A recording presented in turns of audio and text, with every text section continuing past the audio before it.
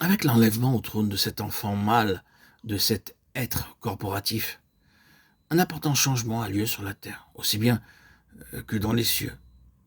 La première chose que l'on constate après cet enlèvement, c'est une guerre dans le ciel. C'est ensuite le résultat de cette guerre. Plus de place dans le ciel pour les armées du mal. Aussi sont-elles précipitées des cieux sur la terre.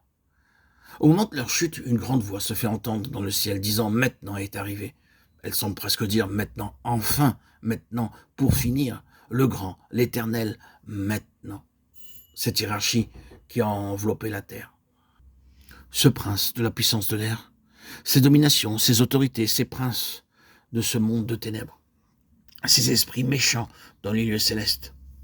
Maintenant, enfin, les voilà précipités. Maintenant est arrivé le salut de notre Dieu et sa puissance et son règne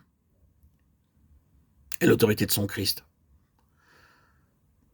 Je m'arrête ici pour noter le sens distinctif des mots. Maintenant est arrivé le salut de notre Dieu. Le salut de notre Dieu est arrivé maintenant. Réfléchissez un peu à tout ce que nous venons de dire et vous verrez jusqu'où cela va vous conduire. Maintenant est arrivé le règne de notre Dieu. Le règne de notre Dieu est arrivé maintenant. Maintenant est arrivée la puissance de notre Dieu.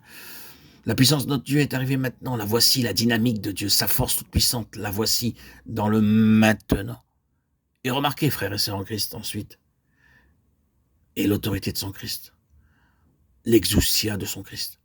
La juridiction du Seigneur Jésus est arrivée maintenant. Que des choses tiennent à ce maintenant. Est-ce que vous pesez ces phrases une à une? Rendez-vous compte que l'enlèvement de l'enfant mâle coïncide avec l'avènement du salut, de la puissance et du règne de notre Dieu, et de la juridiction de son Christ. Oh, quel final nous voyons dans ce livre de l'Apocalypse. Il faut donc plus de temps que nous n'avons maintenant pour mesurer toute cette gloire. Et un audio, 2 audios, 3 audios ne suffiraient pas. Laissons donc cela pour le moment et passons à d'autres sujets. Sur la terre, l'histoire entre dans une nouvelle phase et dans le ciel également. C'est quelque chose de nouveau qui commence. Mais avant d'en arriver là, remarquons les termes. Une grande voix se fait entendre dans le ciel et cette grande voix dit « Notre Dieu, nos frères ». Il y a là, dans le ciel, des rachetés qui regardent. Ils appellent ce groupe de vainqueurs nos frères. Et à l'égard de Dieu, ils disent « Notre Dieu ». Ils étaient là, avant les autres. Et ils ont suivi avec intérêt cette bataille dernière dans laquelle les vainqueurs étaient engagés. Dans tous les temps, il y a eu des vainqueurs. Ils ont vaincu et s'intéressent à cette victoire jusqu'à sa consommation. Aussi disent-ils, notre Dieu, nos frères, qui accusait nos frères.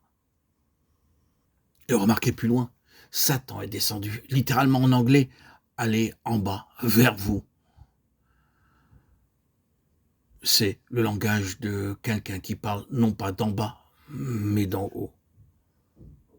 Une voix parle alors dans le ciel. Et cette voix vient de remarquer que l'accusateur a été précipité. C'est donc une nouvelle phase de l'histoire du monde qui commence ici et qui amène au chapitre 13 et 14 du livre de l'Apocalypse.